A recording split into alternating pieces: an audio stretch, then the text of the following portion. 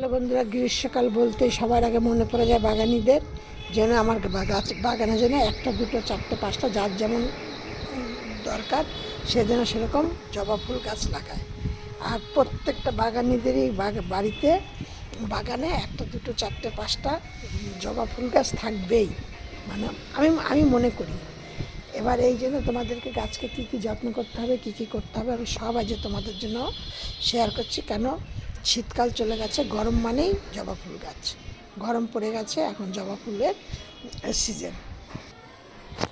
দেশি জবাই বলো আর হাইব্রিড জবাই বলো, যে কোনো জবাই কিন্তু তোমরা এখন দেখো, কালারটা দেখো আর ফুলটা দেখো, দেশি জবা দেখেছো, গাছ ভর্তি আমার কুড়ি দেখো এখনও। এই দেখো কালকে আবার এই দুটো ফুল ফুটবে, এই যে একটা, ওই যে প্রতিটা গাছের ডগা ডগা কতগুলো করে কুড়ি।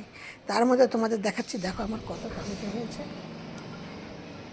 ঠিক আছে। তোমাদের সাথে আমি সবজি গাছ নিয়ে এর আগে একটা আমরা এই যে ফুলকপি হচ্ছে দিয়ে, এবার তোমাদেরকে বলছি আমি এই জন্য আমি কী কী, গরম চলে গেছে, শীত চলে গেছে, এখন গরমে কী কী, গরমে এখন শুধু গাছকে ঠান্ডা রাখতে হবে। ঠান্ডা রাখার জন্য কী করতে হবে, তোমাদের জৈব সার, রাসায়নিক সার এই সময় ব্যবহার না করে তোমাদের জৈব সার গাছের জন্য ব্যবহার করতে হবে। এবার রাসায়নিক সারটা আমি কীভাবে কী যত্ন মানে তৈরি করেছি, কীভাবে দিচ্ছি, আমি সেইগুলি সব তোমাদের সাথে আমি শেয়ার করব। এবং শেয়ার করার পরে তোমরা আমার এই ভিডিওটি প্রথম থেকে শেষ পর্যন্ত দেখবে। শেষটা যদি না দেখো তাহলে তোমরা বুঝতে পারো না, একদম সিক্রেট ব্যাপারটা হলো সবার শেষে তোমাদেরকে সাথে শেয়ার করব। আর দেখো আমার গাছে কত পরিমাণে কুড়ি এসছে, প্রত্যেকটা গাছে, দেখেছ,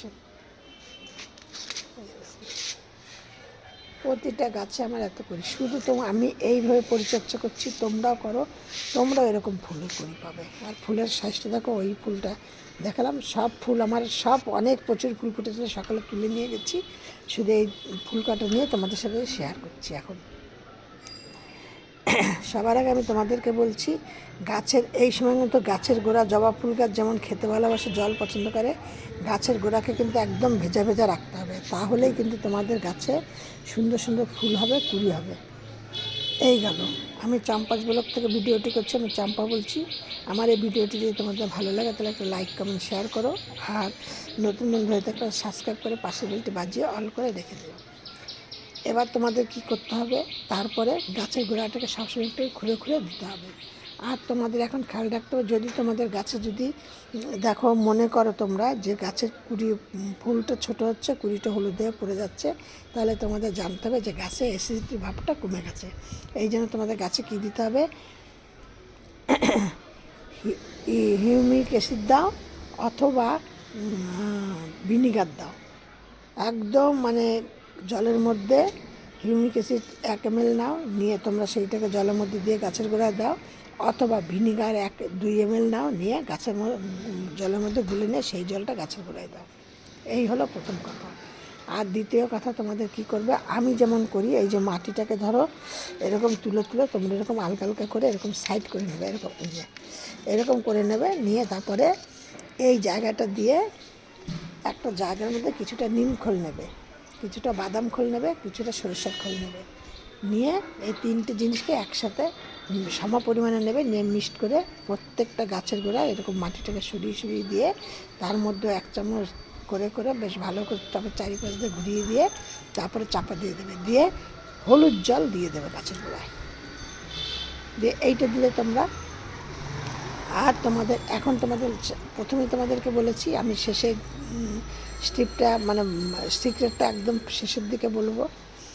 এবার আমি তোমাদের সাথে সেটা বলছি, কারণ আমি আজ ভিডিওটা একদম বড় করব না, সেই জন্য। এবার শেষের টিপসটা কি হলো,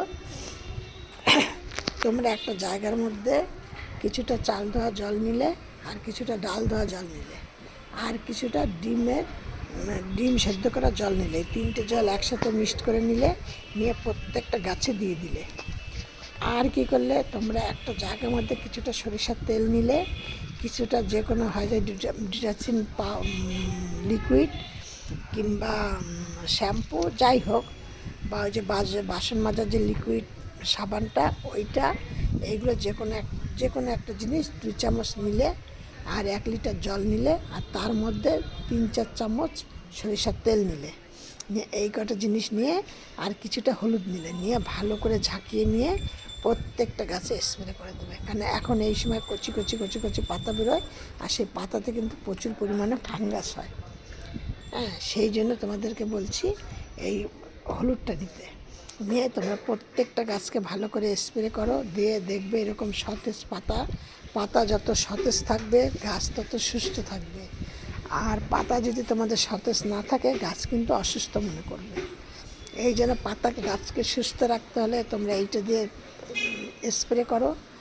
আর এখন এই একদম পুরো তোমরা এখনও কিন্তু মার্চ মাস পর্যন্ত কিন্তু তোমরা 15 তারিখ পর্যন্ত তোমরা এইগুলি কাজগুলি করতে পারো, করলে পর কিন্তু তোমরা খুব ভালো উপকার পাবে, ভালো রেজাল্ট পাবে। আর মানে আমি এগুলো করি, করে আমার কিন্তু খুব ভালো রেজাল্ট পাচ্ছি। দেখো দেখো পাতাগুলো দেখো তোমরা,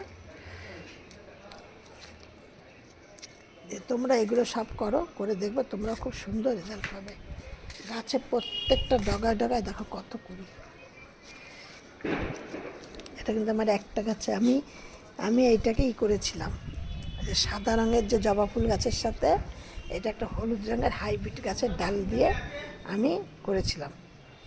কিন্তু জানি না, দেখি এইটা এই যে যেইখানটা আমি গাপ্পি করেছিলাম এই ডালটা সেই ডালের তলা দিয়ে নিচ দিয়ে গাপ্পি নিচ দিয়ে এসছে, এইটা মনে হয় সেই সাদা রঙের কুড়িটা হচ্ছে, এই দেখো।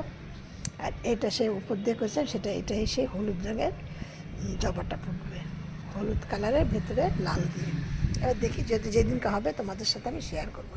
এটা কিন্তু আমি নিজের হাতে গাপ্পি করেছি।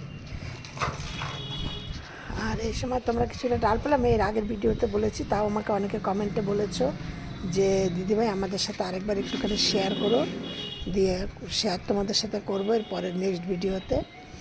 আর আমি যেমন এই ডালগুলোকে কেটেছি, এই ডালগুলোকে আবার আলাদা আলাদা করে বসিয়ে দিয়েছি, দেখা যাক সেই ডালগুলো আবার কতদূর কী হয়। সেইগুলো হওয়ার পরে কালকে একটা ভিডিওতে তোমাদের সাথে কয়েকটা শেয়ার করেছি, এবার আবার করব। আর সব ভিডিওর মতো তোমাদের আজকে বলছি তোমরা সুস্থ থাকো, ভালো থাকো, আর নেক্সট ভিডিও আবার অন্য কিছু নিয়ে।